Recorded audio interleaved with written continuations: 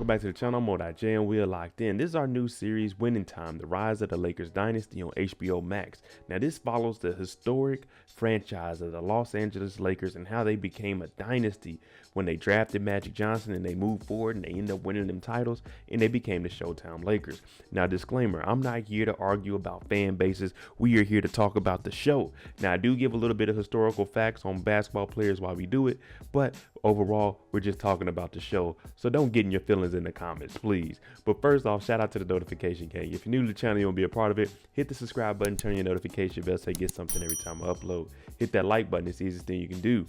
Now, the Showtime Lakers, you have to understand this is the beginning of them. They weren't Showtime. They weren't even anything at this moment. They were just the Los Angeles Lakers. And no one was coming to their games because the NBA was failing. And that's why they had to create a big drama between the Boston Celtics and the Los Angeles Lakers. But we'll get into that. So let's jump into it. This is episode 1 of Winning Time. This series is a dramatization of certain facts and events. Some of the names have been changed and some of the events and characters have been fictionalized, modified, or composited for dramatic purposes. November 5th, 1991, Los Angeles. The reason this date is so significant is because this is the day that Earvin Magic Johnson found out that he may have HIV. You have to understand at this time in the 90s, HIV is really hitting the scene hard. So for someone with the stature and the celebrity that Magic Johnson had, it's a big deal. Now they didn't announce it until actually November 7th that he had HIV. But as you can see here, they tried to get him to go out the back door because there was photographers out front. Now you hear Magic's agent, he's over there crying, but Magic, he ain't crying, he has it. He has to live with it. So he's just thinking about what probably could have happened. How did this happen? Why him?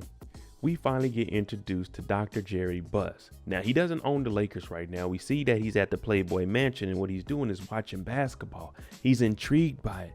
These players, they're out there doing their thing. Everyone has their own talent specifically for that team so they can win. He's interested in owning one. Now he doesn't have a team right now, but no one understands what he sees and what he's envisioning for owning a team.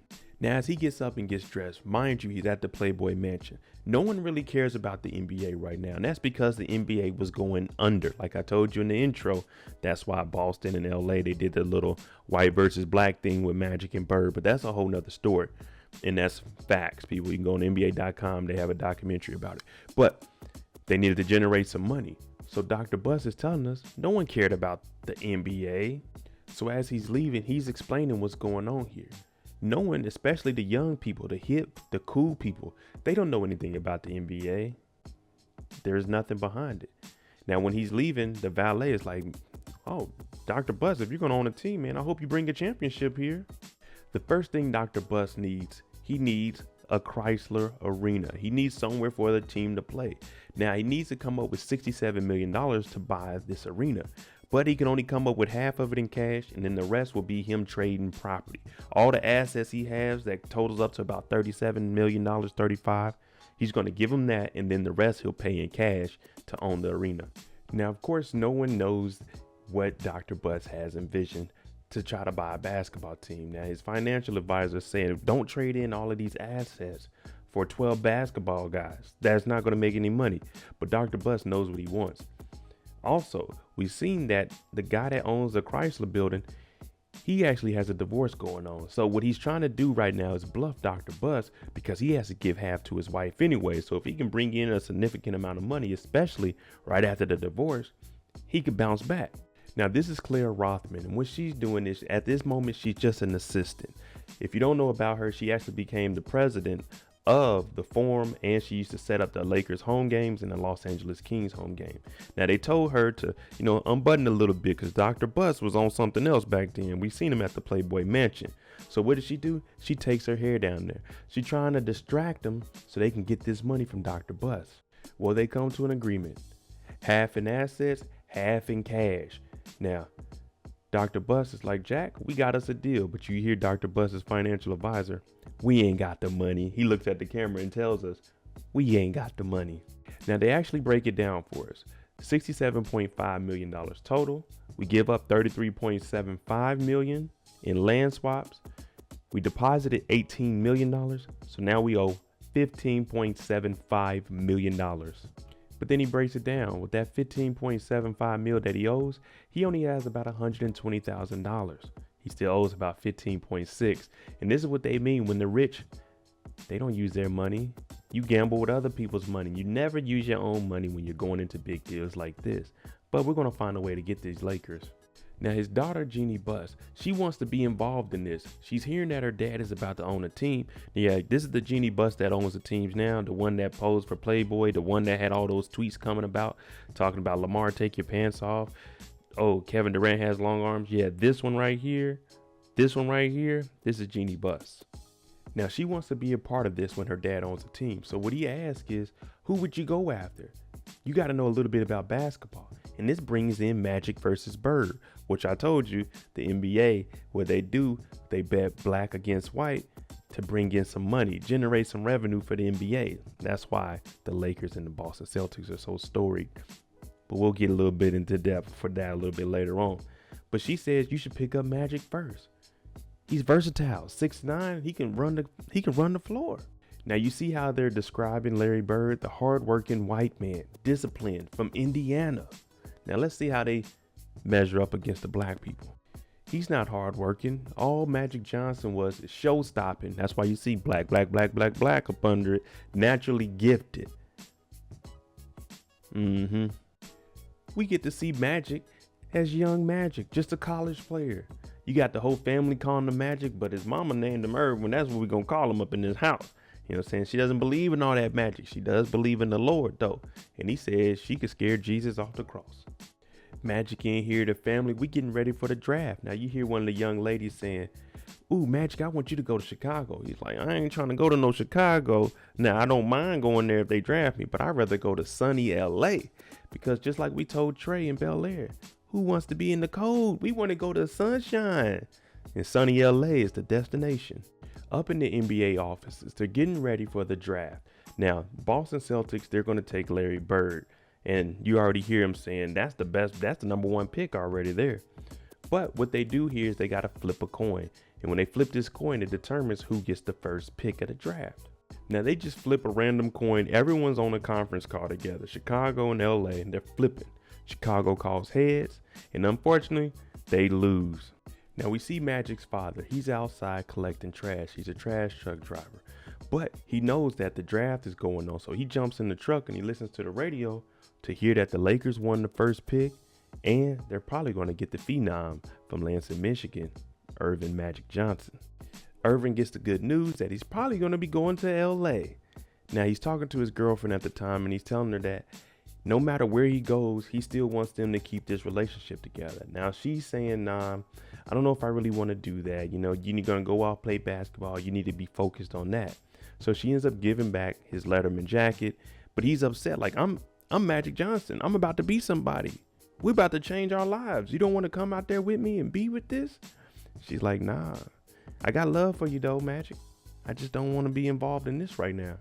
We hear Dr. Buss out on the field. Now on the right, we have Jerry West. If you don't know Jerry West, he is the logo of the NBA. And he's talking about he doesn't want to draft Magic Johnson because he already has a point guard in Norm Nixon. Now, Norm Nixon was not a bum or a scrub. This man averaged 17 and 8. He also was on 2 of the title teams. So this guy, he was actually balling. I think he averaged like 15 points per game in his career. And you got to remember, they wasn't shooting threes like this back then. Now, Jerry West led the Lakers to the finals 6 times. Of course, they were playing against the powerhouse, the Boston Celtics, but he lost 6 times. Also, he played so good, he was the only person to ever win the finals MVP and be on the losing team. But he's always been upset because he got there and never won. Winning was everything to this man. So even that finals MVP trophy, he hates it because all it is doing is recognizing that you lost, even though you were the best player. And this is an actual true story. When he won the finals MVP, they said he went to the locker room and was slamming it all the way around because they didn't win. I don't want a participation trophy. Yeah, I was the best, but my team wasn't. Now, Jerry West is the coach of the Los Angeles Lakers, and he's saying that Magic is too flashy. He's 6'9".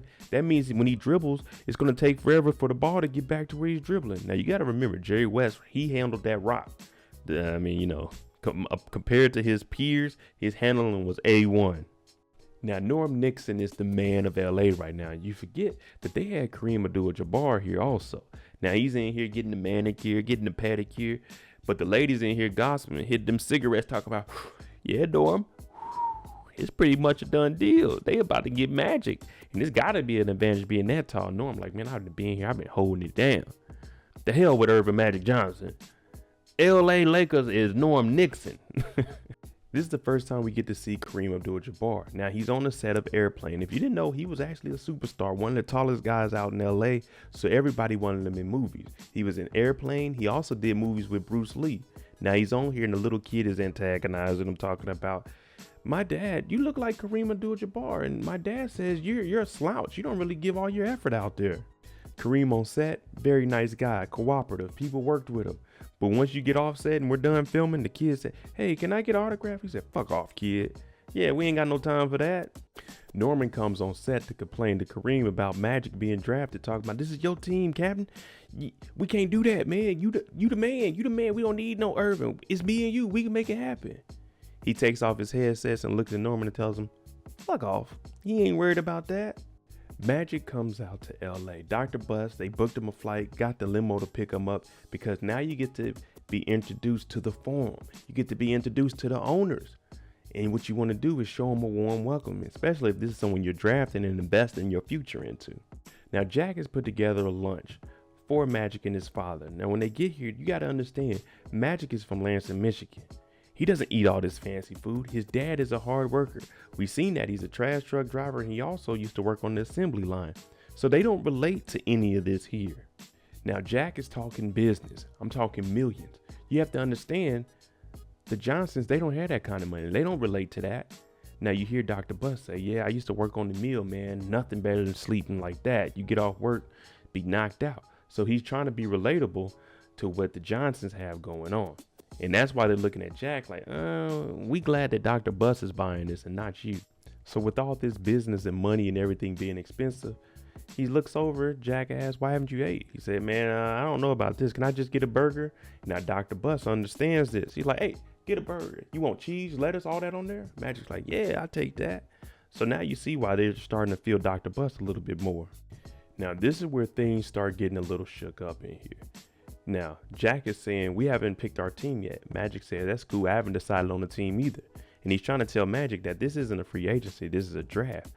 But Magic counters him with that and says, well, I'll just go back to college and come out next year and go to a different team. Now, the dad is saying, hey, we'll take a fair offer. But Magic wants $600,000 a year. Kareem is getting $650,000. So Jack is hearing this like, oh, no, you haven't even proved yourself. But Magic is betting on himself. Magic got him cornered. And what does he do? Mr. Cook goes to, look here, boy. Magic said, hey, I want $600. I want y'all to pay for my college tuition during the summer so I can finish school. But once he called him a boy, you can pretty much say that's the end of negotiations. Dr. Bus is trying to clear this up. That's why when he left, he said, come on, boys. We're all boys here. He's not trying to implicate it like you're a boy. But when they get back to the hotel room, Magic told his dad, let's go. Let's get out of here. But his dad is saying 400 is more money than we've ever seen in our lifetime. And Magic understands that, but he's also saying, Dad, I worked hard to get to this point, and I feel like I'm worth 600,000. Which, if you feel like that, go bet on yourself. I never knock anybody for going out there and betting on themselves. My only thing is, if you don't have that money yet, take the guaranteed money and then worry about that negotiating. But in this case, Magic got that talent, and he feels that way. And his dad has to understand, Dad, this is my career. This is my life. This is what I want to do. And I want 600,000. Magic also breaks down, when I went to school, it was me and all them white people. You got to find a different way to approach them. So all I did was go out there, ball, brought them a state championship. And when they seen this smile, bling, hey, they looked at you differently. So that's all Magic is doing. He's taking what he learned in college and applying it to the real world. And that's what college is all about. Dr. Bus knows what he wants with these Lakers. He wants to bring that excitement. So he's relating to our boy Magic. He's talking to him. Hey, let's go out and eat a burger. We sitting on top of the Phantom. Now, he used to be a doctor in physical chemistry, meaning he would make bombs for the United States, but that wasn't really making no money. Them contracted jobs, yeah, they sound good, but they ain't really making that bread. So he got into real estate, And like he told us earlier, buy low and sell high. Now, $600,000 back then is a lot of money. And that's what Dr. Bus is saying. Man, did you see what they paid Larry up in Boston? And Magic's like, yeah, man, they paid him a lot. But I just whooped him. I just won a championship against him. So I should make a little bit more money than him. You have to be relatable with the players. And that's what Dr. Bus is showing Magic. Look what LA has to offer. He takes him to a club. Diana Ross is in there. Miss December's in there. That's because Dr. Bus knows everybody. Dr. Bus got some money. And Magic is looking at it like, damn, LA does have a lot to offer. Now, Jack Cook is at the point where he sees his name being brought up in the media and the newspaper talking about this is going to be the biggest divorce ever. His wife's about to get so much money. Get you a prenup, people, especially if you're making millions. Get you a prenup. Don't give them a damn dime. They don't deserve anything that you done worked hard for. But he's here and he's like, damn it. So right now he's bluffing. You know how he was talking all that cash to Dr. Bus trying to get this money? Well, he actually needs the money now because his divorce is about to hurt them pockets. Dr. Bus still has to convince Jerry West, the coach, not the owner, the coach, that we're going to get Magic. Yeah, you already got you a guard with Norm Nixon. You also won Moncrief, who was actually a good basketball player. But there's something about Earvin Magic Johnson. It's just the magic behind him. So Jerry West is just upset, and he's going to have to be upset because we know what's coming. Winning and losing, that's the only thing that matters to Jerry West. And him having the MVP, most valuable loser in the finals, Boston 4, them 3, that just hurts his soul. He hates it. He wanted to win one. And Jerry West breaks it down on how these players, yeah, I went out there and I sold ticks for Jack Cook. I did that for the team. But even though we lost, he still got the cash checks. I had to live with these L's that I was taking in the finals.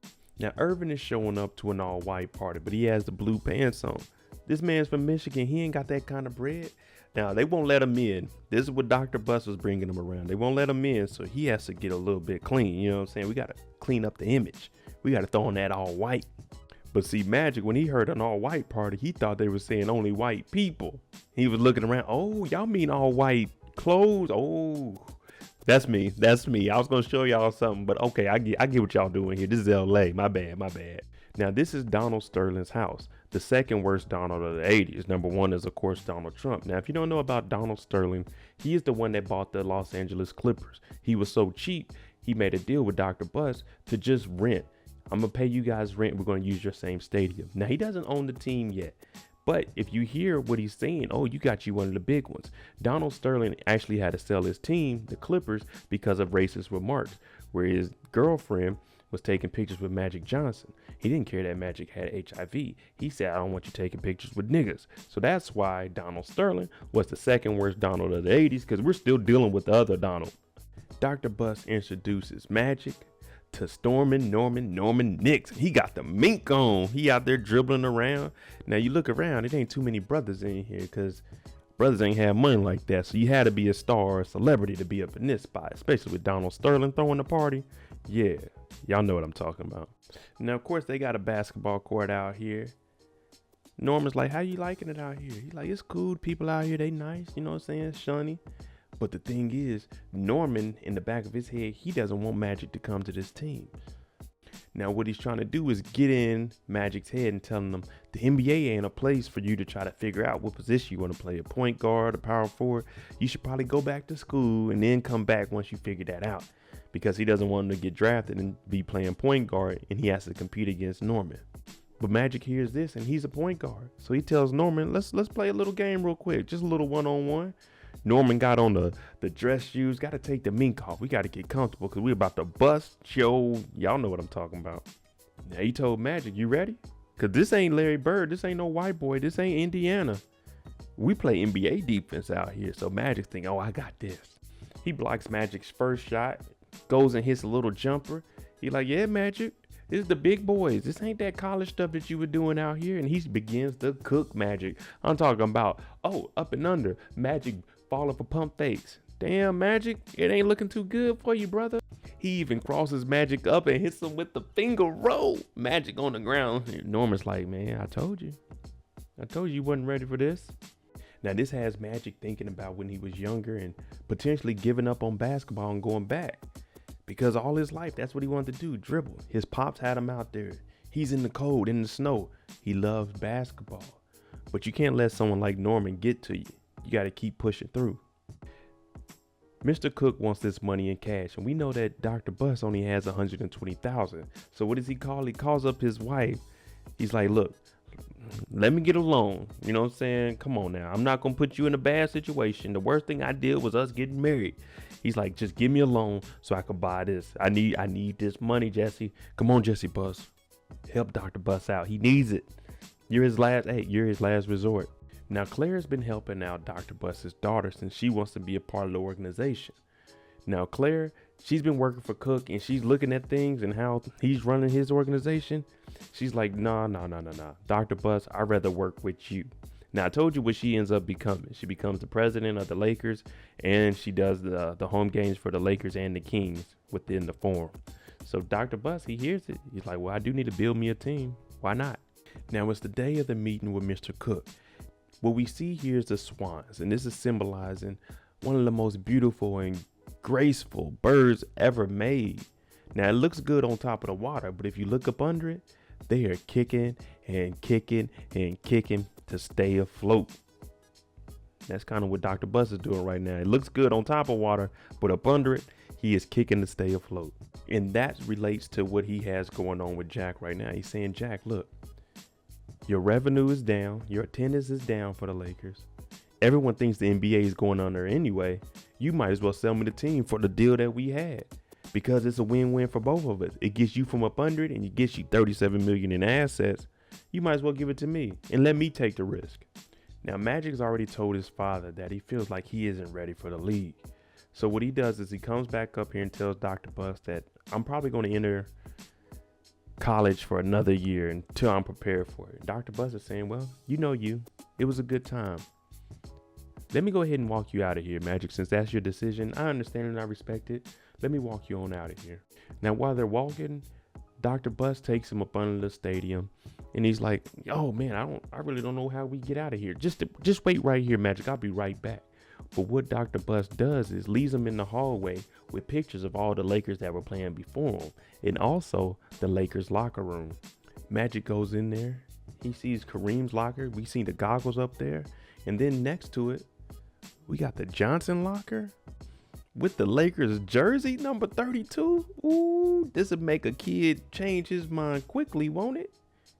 The hell with that college. Man, they already got me a locker and a jersey. And of course, now Magic is seeing this. He's getting that swagger back, that confidence. He goes out the basketball court. Of course, they got it lit just enough that we can see on the court. And we left some basketballs out there. Now, Magic is doing like any kid would. You grab a ball, you going down there. Oh, Magic spins. Magic pulls up. Oh, the game winner. The crowd goes wild. And Magic is looking at it. The form don't seem too bad. And up top, we got Dr. Bus and his daughter. And they're all just watching. Like, I think we got him. And with the first pick, the Los Angeles Lakers take Irvin Magic Johnson. And guess what? The Lakers are already a good team. But Magic says with me, they're going to be exciting. Now, we got Jerry West over here. He's smiling. But deep down inside, he didn't want this pick. There you go, episode 1, The Winning Time, The Rise of the Lakers Dynasty. Let me know what you guys think. Of course, I'm not a Lakers fan. I do like the history behind them, but I'm talking about the show here. What do you think about the characters? Did they do a good job with the casting? I think they did overall, and I'm liking the direction that this show is going in. Hopefully, they can hold it out throughout the whole season. Thanks for watching. I'm MoedotJ. If you like the content on the channel, hit that like button, hit that subscribe button. Thanks for watching. I'm out. Jeanie on the beat, boy.